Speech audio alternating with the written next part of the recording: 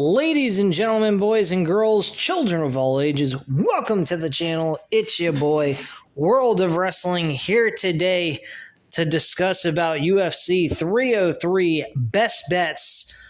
I got 5 picks, 3 of our fighters, and 2 are based on rounds itself.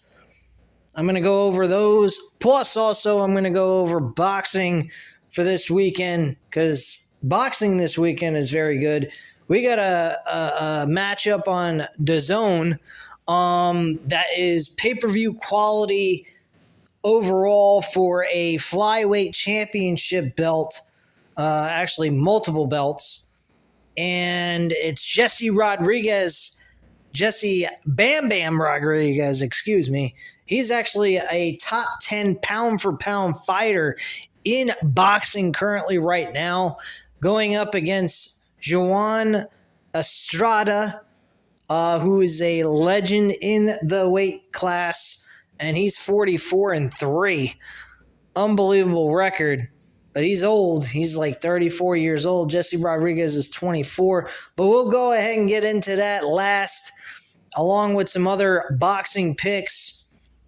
I got some ideas on that because boxing is a little bit more difficult than UFC. UFC, you can bet straight up one bet. With boxing, you have to do parlays sometimes to get the odds to where you want them to be, in the sense of like how you have it with UFC. So let's get into it. My very first pick on this card for UFC 303, one of my picks is going to be Ray Teixeira, who's 9-0, young kid, off of the road to the UFC Contender Series tournament that he was a part of. He won that tournament. He's 9-0, going against a guy named Carlos Hernandez, who I don't think is the same quality fighter as him. He's 9-3, Carlos Hernandez, and I'd have to say Ray is going to win this fight based off of Hard Rock Bet. He is a minus 500. So if you go ahead and do $50 or $70, you're going to be looking at $10 to $14 on that. So if you bet 70, you win back $84 total on that one. So that's not a bad bet at all, because you're at least winning over $10 on him, as long as you're betting 70 and you can afford that. So I would definitely bet on Ray. I think he is a quality fighter. I think he's a guy that will close out for you and give you the dub. Next fighter on the card that I'm highly interested in and I think is going to do well for us is going to be Joe Pyfer. Joe Pyfer is 12-3. He recently main evented a UFC fight card. He unfortunately lost, but he didn't do terrible. He was against a high-level fighter in the UFC. So it's a little different. He's dropped down in quality of fighting when it comes to his opponent. His name is Marc-Andre Barriault, who's 16-7. So, I mean, he's suffered some major losses. I don't see him ever going to be fighting in the main card, this as Joe Pyfer's opponent. And I think Joe Pyfer's got a really good shot at winning this. He's a minus 300 on Hard Rock Bet. If you want to go ahead and do a parlay between him and Teixeira, I believe, or Teixeira or Ray, the Japanese fighter I just mentioned, you could definitely do that. Let me check out the odds on that to parlay that. I think it's close to like a 2. It's probably a minus 200 or under a minus 200. So let me check that out real quick.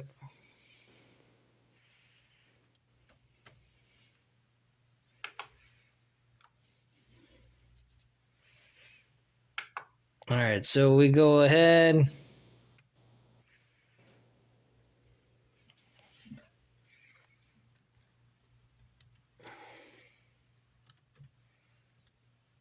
minus 500 and the minus 300. We get a minus 167. That ain't bad. That's very good odds. We go ahead, we put in $70 if we wanted to do that. And we are looking at a grand total of $112 altogether. That's not bad. That's not bad. $70 plus the extra 42 that adds on to it. That's not a bad parlay. I think those two can definitely pull it off for you. And if you wanted to go that route, you can. I don't recommend doing parlays. I recommend doing single bets. It's safer that way. You don't take any major chances. You want to break it up among the fighters that you got. That's your choice. If you want to put it all in on one fighter, that's what I'm doing. I'm going on Joe Pyfer. I think he is the best person to go with. He's more of a sure thing. And on top of it, he's a minus 300, so he's less. There's more money coming back to you than it would be on Ray Caesarea. So, yeah, I think that would probably be the best bet to go with is Joe Pyfer. If you're doing just a single bet and not doing anything else on the card, if you're just enjoying the rest of the show, that would be my best pick out of everybody to go with, and just put that in for $70 to win back a good chunk of change. Otherwise, I mean, that's totally up to you. But I think he's a good pick, and I think he's definitely my lock of the night for UFC 303. Next up, we got another fighter in the main event, Alex Pereira. I like Alex Pereira in this fight. I mean, it is still a chance that, Jiri Perzikia, or whatever the hell his name is, who went up against Alex Pereira back in UFC 295, which wasn't very long ago, could have a shot at winning this. I mean, he did rock Alex Pereira somewhat in that first fight that they had, but Pereira is just such a better fighter in the stand-up. He was hitting him with very good shots to the legs. That was one of the biggest issues. He does that this time in this fight. He's going to prevent Jiri from taking him down. I think if he works on the legs very often in the first round, gets that leg swollen well enough where he's having a hard time putting a lot of, accessing a lot of pressure on his legs and trying to go for that attack, I think he's going to benefit from that, because that is really the only way Jiri can actually win this fight is by takedowns. I don't see Jiri actually winning this fight by the stand-up. I don't like Jiri's fighting capabilities standing up-wise when it compares to Alex Pereira. He has his hands very wide out. He leaves his hands where they shouldn't be, leaving himself very wide open for good shots to the face. And I just think his fighting style is a little too wild. Alex Pereira is more condensed, he keeps his hands closer to his face, giving himself a better chance of protecting himself from shots to the face. Jiri's defense stand-up wise is terrible. I don't think he's got a shot in hell against Alex Pereira. Alex Pereira currently on Hard Rock Bet is a minus 145. So I actually think that this is a great bet if you're willing to take a risk and throw your marbles all in for this. If you just want a little bit of action, I'd say maybe drop down. If you're gonna do $70, which is what I'm doing on Joe Pyfer, if you wanted to do all three and divide them up into 3 different fights, you can definitely do that. I'd say that would be like $23 a piece. I think 2 of them you can get at $24. So if you take the Joe Pyfer and the Alex Pereira fight at $24 each, and then do $23 on the Ray Caesarea, that's a great way of making some good, decent amount of cash that way. I'd say that wouldn't be a terrible idea if you want to go that route, but it does leave yourself kind of open for the possibility of suffering a loss and losing a piece of that $70 you put in. That's why my attitude is go all in or go home. That's my attitude about this shit. Joe Pyfer, again, like I said a few minutes ago, I think is a lock. I don't think he's a guy that's a waste. You're not risking your money so much. I think Joe Pyfer is going to walk away with the dub and be victorious here. Alex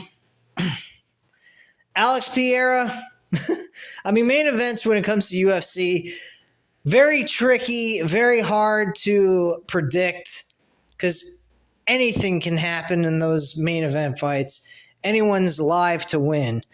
But I think Alex Pereira's got a good shot at winning this. And again, like I said, if you want to throw down a bet, add the money that you can afford to drop for the weekend, I would recommend splitting them up in 3 ways. Do it that way. Parlaying it, I mean, you want to put pressure on yourself, by all means. Go ahead and put unnecessary pressure on yourself, but I wouldn't recommend it. Let me just go ahead real quick and tell you guys the odds here if you were to parlay all 3 of these guys. Because this will put you in plus money. I guarantee you that. I don't know specifically, though, so give me a second. I'll be able to give you the odds on that. All right, minus 500. Minus 300. And then minus 145. You're looking at a plus 170. If you were to drop $70 on this bet, you'd win a shit ton of fucking money. Well, not a shit ton, but you'd win a good amount of money.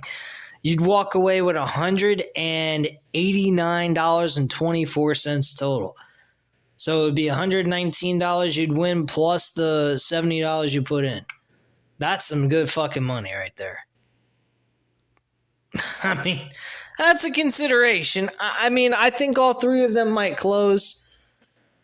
I wouldn't do a parlay. I hate parlays. I've been doing them in the past recently. Haven't been winning very much. I've been winning the single bets. And I mean, if you really look at parlays, honestly, and you add up the percentage of how many you get right, generally there's always one person you get wrong. And again, parlays are a pain in the ass. So you end up losing the whole thing. So my attitude is real simple. Play it safe. Put them in individual bets. Split the $70 among the 3 fighters that you guys think might close that I just gave you, and go with that. Now, we're going to go ahead and get into 2 extra fights that I'm not picking a fighter, but I think the rounds are actually the best option to go with because these 2 fights are kind of a pain in the ass to predict who's going to win. So let's get into that next. All right, so one fight that I think is going to go past 2 rounds, that's an option to bet on for this fight, is Michelle Waterson versus Jillian Robertson. I think that this fight has got the potential to go to a judge's scorecard, and I truly believe that this fight's got the potential to go to at least the 3rd round, more than likely. So I would do over 2.5 rounds and bet that, and you get a minus 180. That's some pretty damn good odds. It's very close to even money to what you're putting in. So I would definitely go with that. These 2 women, let's just take a look at how these 2 women are when it comes to their fights. First off, we want to check on Michelle Waterson because she has been on a 4-fight losing streak. She lost by TKO against Marina Rodriguez. Okay, that ain't good. She lost in a split decision. That's good. It went to decision. She lost by submission against Amanda Lemos. She's a top fighter. Marina Rodriguez. She fought before the first time they went to a decision 3 years ago. So, yeah, I mean, there's a strong possibility that could happen. Robertson, she got a TKO. I mean, there's still chances that they could lose. She lost by a decision. She won by a submission. Oh, boy. Won by submission and lost by a decision. I gotta say, this is a little concerning. I don't know. This is not my top bet, but I would say that this fight has the potential to go to a judge's scorecard.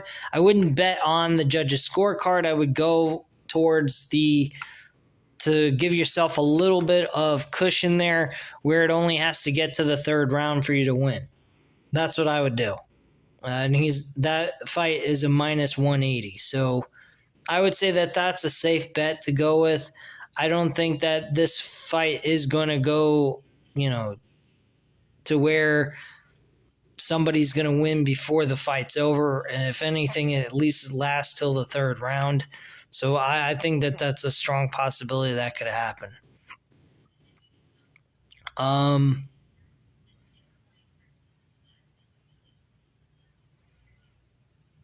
So, yeah. That's just my thoughts on that.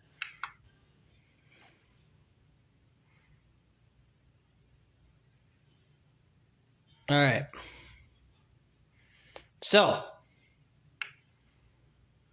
that is one of the fights I think is going to go at least 3 rounds.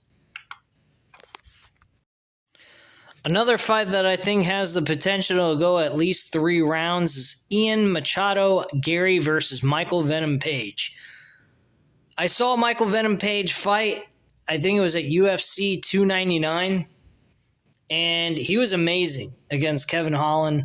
I think Michael Page, even if he was to lose to Ian Garry, I think that this fight has the potential to go to a judge's scorecard. Most definitely. It is a minus 220 to at least to go to the third round. That's all you have to do is get it to go to the third round. I think that this fight definitely has the potential to do that. I would definitely pick this fight at a minus 220. This fight is definitely, I don't think anybody's getting knocked out. Michael Venom Page is very selective on his punches. He moves around very much with his head movement and very frustrating to hit.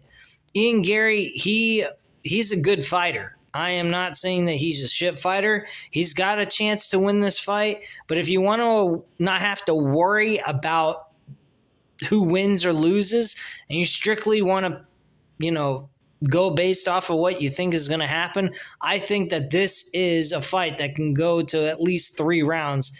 Even if it doesn't go to a judge's scorecard, I think this fight has a very strong possibility of going 3 rounds at least. So minus 220 for this fight going 3 rounds. I would definitely go with this one. And that's all I have to say on the UFC bets. All right, ladies and gentlemen, let's finish things off with boxing here. We got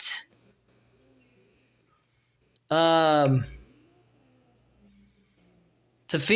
Lopez going up against Steve Claggett, I think is how you pronounce the name. I think Lopez is going to win this fight without question. He is a minus 1,300, so he is quite expensive to go for in order to win anything back. If anything, I would definitely parlay him with Jesse Rodriguez. Jesse Rodriguez is a minus 600 money line we're talking about. I looked at the odds for this fight going to Lopez going to past the 10th round. It is a 50-50 deal. Both sides over and under is minus 110. So it's kind of hard to decide on which side it's going to be. So I would say just parlay him with Jesse Rodriguez. And let me give you those odds real quick. Hold on 1 minute. Just 1 second. All right, so 1,300 with this minus 600. We're looking at 390. That is actually a very good, those are some decent odds. You put on $70, you're winning back $87.94 total. So you got a fair, decent amount of money out of that. I don't think that's a bad deal.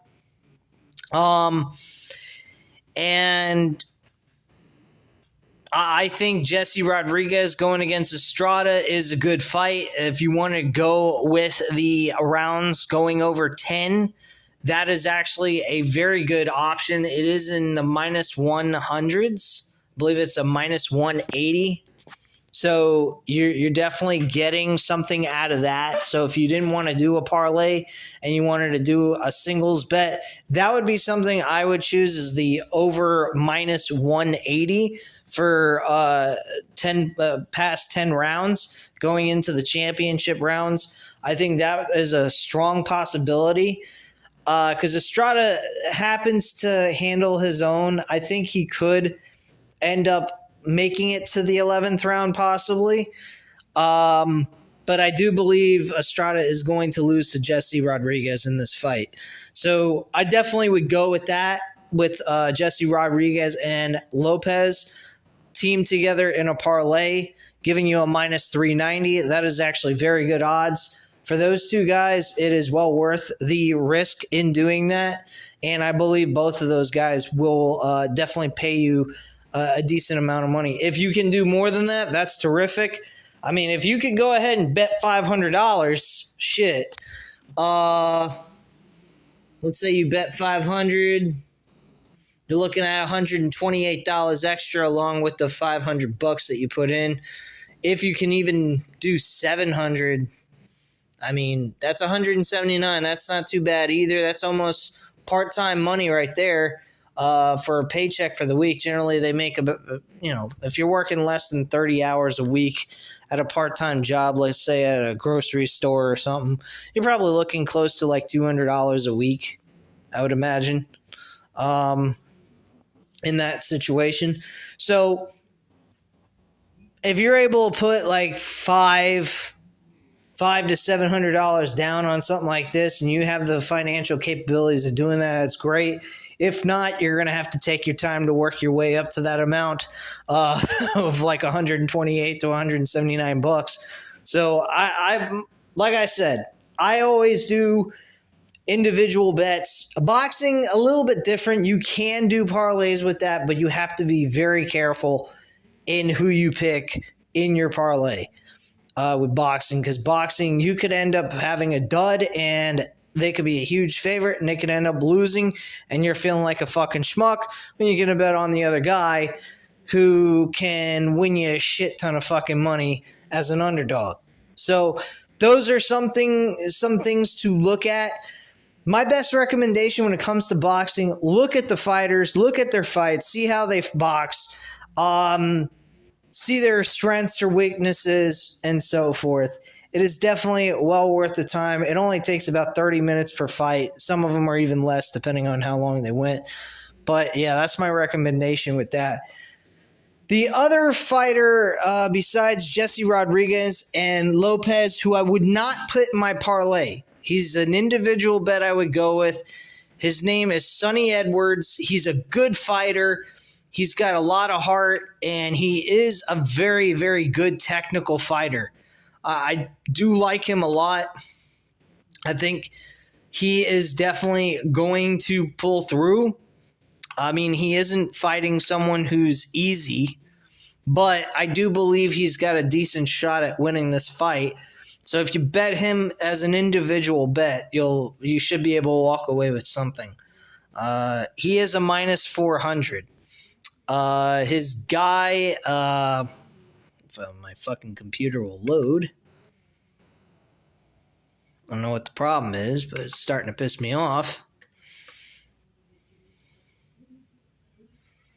Give me 1 second, guys.